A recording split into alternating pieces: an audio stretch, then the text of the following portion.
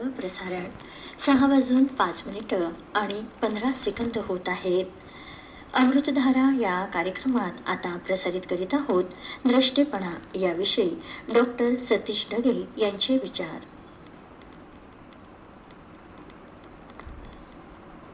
नमस्कार श्रोते मंडळी. द्रष्टेपणा म्हणजे केवळ भविष्य सांगण्याची क्षमता नाही, तर ती वर्तमानामधील घटनांमध्ये भविष्याचे संकेत ओळखण्याची क्षमता असते. सामान्य माणूस आज काय घडतंय ते पाहत असतो, परंतु द्रष्टा माणूस हा उद्या काय घडू शकतं याचा विचार करत असतो. द्रष्टेपणा हा केवळ राजकारणामध्ये किंवा प्रशासनामध्येच आवश्यक असतो असं नाही, तर तो आपल्या वैयक्तिक जीवनामध्ये देखील तितकाच महत्वाचा असतो. आजचं शिक्षण, आजची बचत, आजचं आरोग्य, आजची संस्कार जडणघडण या सर्व गोष्टी आपल्या उद्याच्या जीवनाचा पायाच असतात. एका शेतकऱ्याचंच उदाहरण घ्या ना. तो बी पेरत असताना त्याला लगेच पीक मिळत नसतं, पण 6 महिन्यांनंतर काय उगवेल याची त्याला कल्पना असते, म्हणूनच तो काबाड कष्ट करत असतो. हा त्याचा एक प्रकारे द्रष्टेपणाच आहे. संस्कृतमध्ये एक वचन आहे, दूरदर्शिनः सर्वत्र पूज्यन्ते. म्हणजेच दूरदृष्टी असलेल्या व्यक्तींचा सर्वत्रच सन्मान होत असतो.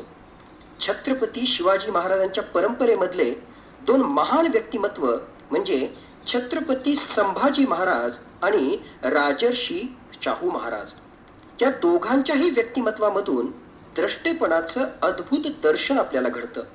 आपण अनेकदा छत्रपती संभाजी महाराजांचा पराक्रम ऐकतो, पण त्याच्या सोबतच त्यांचा द्रष्टेपणा देखील तितकाच महत्वाचा आहे. औरंगजेब दक्षिणेत येणार आणि मराठा स्वराज्यावर मोठं संकट आणणार याची जाणीव संभाजी महाराजांना पूर्णपणे होती. म्हणूनच त्यांनी केवळ संरक्षणात्मक भूमिका घेतली नाही, तर शत्रूच्या प्रदेशामध्ये जाऊन अत्यंत धाडशी अशा मोहिमा केल्या. त्यांनी पोर्तुगीज, इंग्रज, सिद्धी आणि मोगल यांच्यामधील राजकीय समीकरणांचा सूक्ष्मपणे अभ्यास केला. आपलं शौर्य गाजवण्यासोबतच त्यांनी संस्कृतमधील बुद्धभूषणम हा ग्रंथ देखील लिहिला.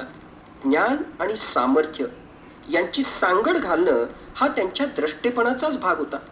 दुसरीकडे जर आपण पाहिलं तर राजश्री शाहू महाराजांनी देखील समाजामधील वंचित घटकांना शिक्षणाची संधी उपलब्ध करून दिली, कारण त्यांना माहीत होतं की शिक्षणाशिवाय समाजाची प्रगती अशक्य आहे.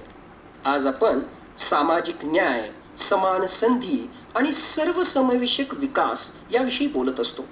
त्याची बीज राजश्री शाहू महाराजांनी 100 वर्षांपूर्वीच पेरली होती. त्यांच्या कार्यामधून आपल्याला स्पष्टपणे दिसून येतं की खरा द्रष्टा व्यक्ती केवळ वर्तमानामधील स्वार्थाचा विचार करत नाही, तर तो खऱ्या अर्थानं भविष्यामधील पिढ्यांच्या कल्याणाचा विचार करत असतो. मित्रहो, आजच्या वेगवान युगामध्ये भरपूर माहिती आहे, पण दृष्टी कमी आहे.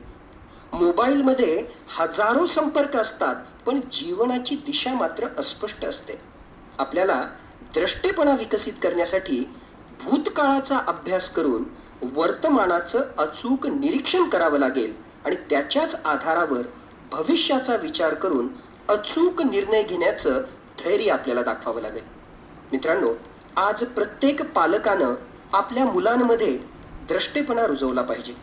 प्रत्येक विद्यार्थ्यानं फक्त परीक्षेचाच नाही तर आयुष्याचा विचार केला पाहिजे आणि प्रत्येक भारतीय नागरिकानं फक्त आजच्या त्याच्या सोयीचा नाही तर देशाच्या एकूण भविष्याचा विचार केला पाहिजे.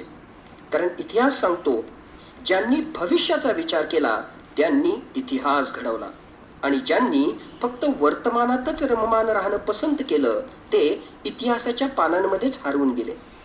एका संस्कृत सुभाषितात म्हटलेलंच आहे ना, उद्यमेन हि सिद्ध्यन्ति कार्याणि न मनोरथैहि नहि सुप्तस्य सिंहस्य प्रविशन्ति मुखे मृगाः. म्हणजेच केवळ स्वप्न पाहून कार्य सिद्ध होत नाहीत, त्यासाठी प्रयत्न करावे लागतात. झोपलेल्या सिंहाच्या तोंडामध्ये हरिण काही स्वतःहून जात नाही. द्रष्टेपणा म्हणजे केवळ स्वप्न पाहणं नाही, तर त्या स्वप्नांना अस्तित्वात आणण्यासाठी आजपासूनच खऱ्या अर्थानं कृती सुरू करणं. चला तर मग आपण सर्वजण आपल्या जीवनामध्ये अशी दूरदृष्टी विकसित करूया की आपल्या कृतींचा लाभ हा केवळ आपल्यालाच नाही तर आपल्या समाजाला, राष्ट्राला आणि येणाऱ्या पुढच्या पिढ्यांना देखील होईल. द्रष्टेपणा याविषयी डॉक्टर सतीश ढगे यांचे विचार आपण ऐकले. अमृतधारा कार्यक्रम आपण ऐकलात. या कार्यक्रमाचे सादरकर्ते होते नयन पवार. श्रोते हो, आपण ऐकत आहात आकाशवाणी छत्रपती संभाजीनगर केंद्राचं प्रसारण. 6:10 आणि 43 सेकंद झालेले आहेत. कार्यक्रम प्रसारित करीत आहोत स्वराज्यली. कार्यक्रमाच्या सुरुवातीला ऐकू